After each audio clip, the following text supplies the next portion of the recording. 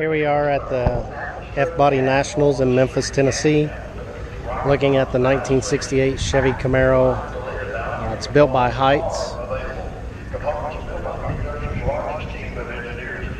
Some of their products that they use, and it's kind of their all-out test car.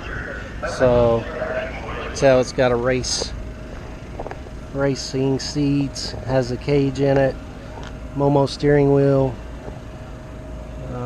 looks like odometer gauges.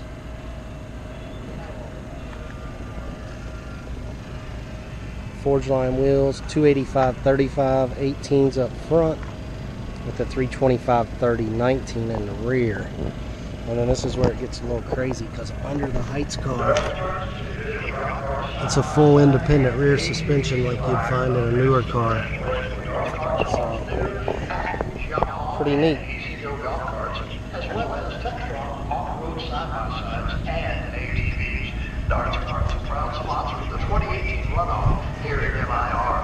We have some other vendors we'll be looking at.